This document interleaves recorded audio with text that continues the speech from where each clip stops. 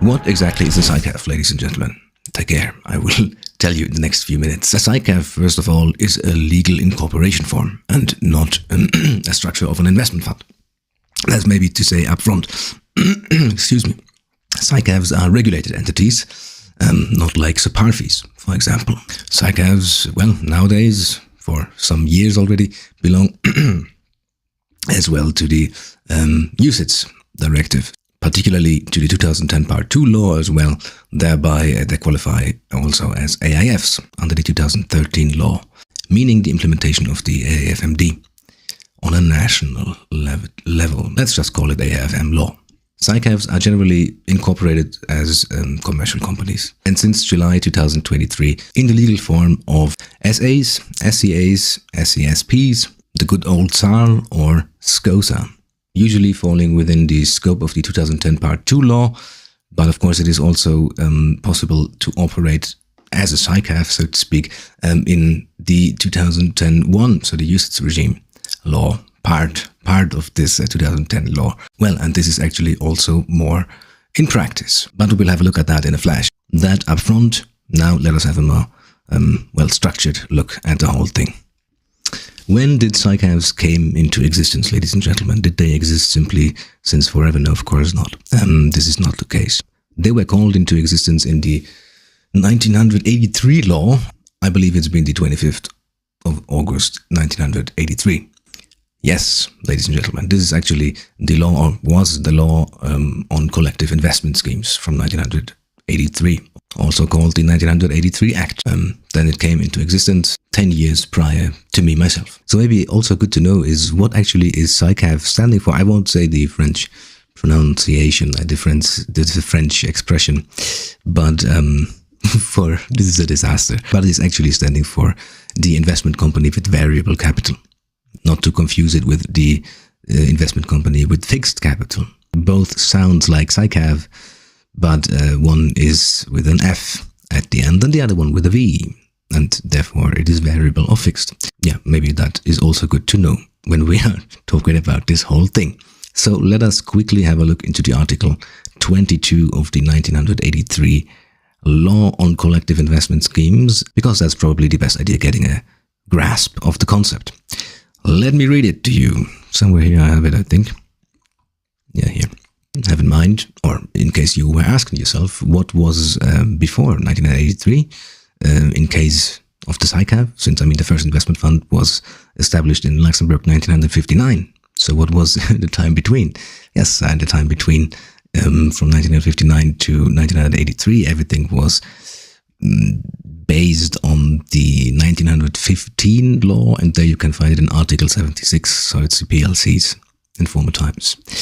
Well, since 1983, ladies and gentlemen, all companies which then fulfilled the following article, the criteria which are laid down in Article 22 of the 1983 law, then were designated SICAVs. So, now finally, maybe I read it. Article 22. Investment companies with variable capital for the purposes of this Act shall be understood to mean those which have adopted the legal form of a Luxembourg public limited company. That's what I said a moment ago. And solely aim to invest their funds in various securities to diversify investment risks and benefit their shareholders from the results of their portfolio management, whose shares are designated for placement in the public or private domain through a public offering, and whose articles of association provide that the capital shall at all times correspond to the net assets of the company. Yes? That is why it is variable capital. I hope that that's clear. Nowadays, ladies and gentlemen, where do we find everything respective to SICAV? Well, for example, in the 17th December Law 2010, there you can find it actually in Chapter 12. And there, I believe it is the second article of the 12th chapter. There you can find then Article 93 states then what it is these days under this regime. That is now the 2010 law. Article 93. SICAVs are these companies whose sole object is to invest their funds and assets in order to spread the investment risks and to ensure to their investors the benefit of the results of the management of their assets, and whose securities or partnership interests are intended to be placed with the public by means of a public or private offer, and whose articles of incorporation or partnership agreement provide that the amount of capital shall at all times to be equal to the value of the net assets of the company. Well, not much has changed, but of course something has changed. And for example, the phrase, what was it, or partnership agreement, in this partnership agreement additional add-on, that is a kind of a current development, at least at the time that I'm recording this video. That's been only the case since July 2023. The Bill of Law 8183, I think, was, I think it was 8381. I think it was 8183. That was amending, among others, also the UCI law, including also meaning the 2010 law, thereby of course also relating to the 2013 law, the AFMD implementation, excuse me. And well, prior to that, ladies and gentlemen, it was only possible to use the SICAV as an SA, so to incorporate it as an SA. And nowadays, as I've mentioned in the beginning, it is possible to incorporate it in various other forms. Well, besides some other things which are new, but they are a little bit too specific to put it into a, well, such an overview video. So we do see, ladies and gentlemen, SICAVs are investment companies, while SICAVs, so the SICAV with an F, so the fixed version of a SICAV, they are actually not. No, they are corporate structures, ladies and gentlemen, and therefore they are more useful for sub-parties, for example, just as an orientation to distinct these two. Because maybe someone was probably asking, or in case someone was asking him or herself what actually the difference between these two is, so there you have one distinctive measurement point. So how does it look like? I've mentioned in the beginning as well that the SICAV is more often used in the UCITS, or under the scope actually of the UCITS regime, so the 2010 Part 1 regime. Ladies and gentlemen, let us have a look at some data provided by the CSSF for the third quarter of 2023. So at least at the production time of this video, it is the most actual, the latest data available. This here is the breakdown of the UCIs according to their legal form. You do find this data actually in the newsletter 274 from the CSSF. I should drink something, I know. Oh, I see I did not add the numbers right now. Well, but I have them also somewhere written down here. Okay, in total, 1895. So in total, we do have 1,895 UCIs. 791 are the 2010 Part 1. 130 is the Part 2. That's where I've mentioned it, that it is more common to use the 2010 Part 1. I mean, to use SICAVs for 2010 Part 1. And 947 actually for SIFs. So we do see actually a distribution of what is 791 from 1,895 is fitting in like 2.3 times approximately. So it must be something like 42% or something, a little bit above 40%, 42 I'd say, maybe a little bit less. So 42%, it's quite a lot. While on the other hand, ladies and gentlemen, the Part 2 UCIs make up with 130. Yeah, that's quite easy because 791 divided by 136. As one probably knows, that 1/13 is almost 0.77. That's always easy to remember, ladies and gentlemen, because 1 divided by the unlucky number 13 equals almost 2 times the lucky number 7. And ladies and gentlemen, what is 11 times 77? That's quite easy, is 847. So thereby we do have the next decimals. And well, for the ones who want to have it really precisely, I'd recommend to subtract 0.00008. So then we are at the 5th digit. So for having in the end only 4, we cut it off here. Difference between 1/13 and 0.77 is 0.7692 and some more digits. So yeah, therefore the 0.0008. It's still approximated then, but I think 5 digits are enough. And then we can cut it actually to 2 in the end. So now it's only adjusting the digits. So in the beginning we've had 6, that was equaling 780, then 847, ladies and gentlemen, meaning 6.847%. Now only the difference of 0.0088 is missing, so we are arriving at 6.8566%. And to cut it off to 2 digits, I'd say we just, because it's still approximated, so we have to add still some very low numbers. I'd say we can just be happy with a 6.86%. Well, so we do see, in comparison to 42, this is actually a quite small number. Actually, it is the sixth of 42. So 6 times more is usage 1 instead of usage 2. And in the statistics, we have also mentioned the SICAV SIF. And with, now we don't have to calculate anymore because we have 2 of 3 variables. Thereby, the rest is 52%, approximately 52%. Yeah, thereby it is the leading case here, the SICAV SIFs. So hereby we do have also an overview of the distribution of the SICAVs according to the law. Why is that so, actually? Maybe you are asking yourself that.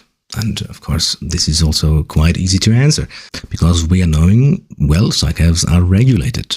We do find that actually in the AFMD, for example, but of course also integrated into the 2010 law.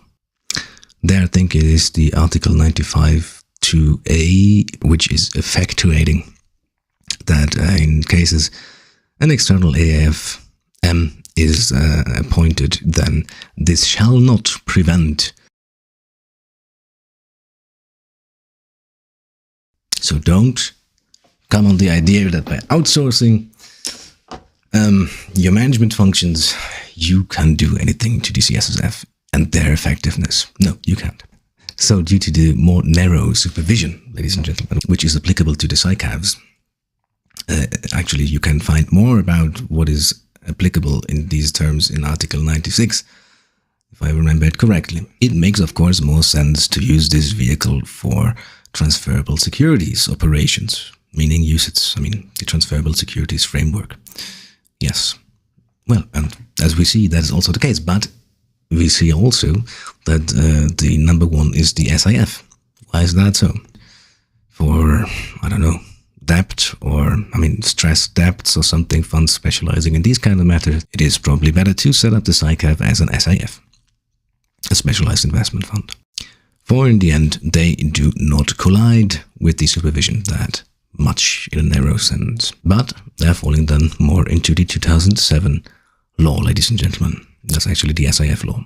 Yes, ladies and gentlemen, not only you are bedazzled or blinded by this very light here. I know, it's more bright. Don't ask me actually why that is the case. I did not change anything in my environment. Let us better continue now with a little bit more light, as it seems. Well, why not? Well, so after we have dealt with the distribution of the, according to the law of the SICAVs, let us have a look at the tax regime, actually. Tax regime is always a good thing to look at, in Luxembourg at least. Actually, it makes no sense to not have a closer look at the taxes when it comes to Luxembourg. It would be a useless undertaking. One hopefully knows in Luxembourg, usage and non-usage are not subject to the income and corporate gains, I think it's called, taxes. So we're free from that, first of all. Respective withholding taxes, ladies and gentlemen. Withholding taxes levied at the source, they are usually non-refundable. Yeah, but of course, this is only a joke. This is actually no joke, this is the truth. But have in mind that Luxembourg is part of 1408/71 and 883/2004. What is that? Well, that are EU regulations, ladies and gentlemen. And do you know which ones? Of course, I told you, but do you know how they're called? In letters and not in numbers. Well, these regulations are governing the coordination of social security systems.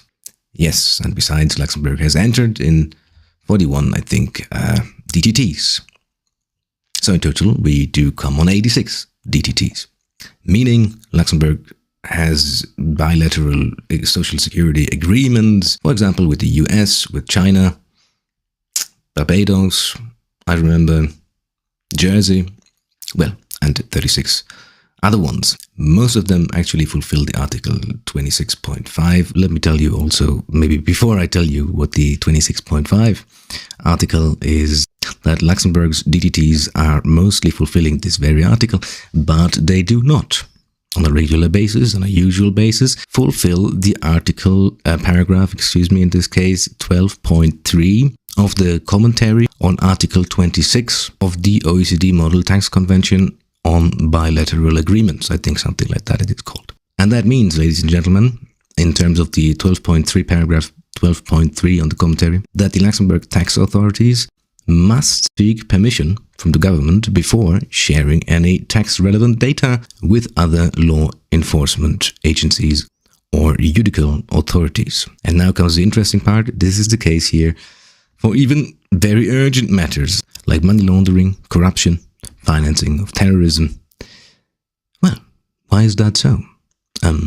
Nobody knows. And before I forget, the 26.5, the Article 26.5 is stating that it is generally possible sharing tax information with other agencies. Okay, apart from that, regarding, for example, the distribution tax is, for example, also something we should have a look at. Well, they are not subject to withholding taxes only under the European Savings Directive. If someone actually knows what that is. As usually at the fund setup, a one-time cost of 1,250 euros in terms of a Call of Duty, I wanted to say, but I mean in cases of a capital duty, in terms of a capital duty, excuse me. I'm just stumbling across my own words. What about subscription taxes? Yes, subscription taxes are existing, as always, and it is the very high amount of 0.05%. Actually, this is reducible in case one is setting up the structure, the SICAV as an SIF. Then it is only 0.01%. And of what? Actually, well, of course, of the net assets. So one needs to have an F. Not in all cases, but usually in 98% of the cases, that is how it is done. This has to be paid quarterly. Therefore, many funds structured that way need to offer a quarterly NAV evaluation. I think that also should have covered it for a short video, which I think is not that short, but it was not possible to give you all the necessary information in a shorter way. So you know now what a SICAV exactly is. You know since when it is existing. You know about the distribution situation of SICAVs. I mean, how they are incorporated under which law, and you do know about the taxes. So what else do you want? I think you have now a good overview. So, ladies and gentlemen, thanks for watching.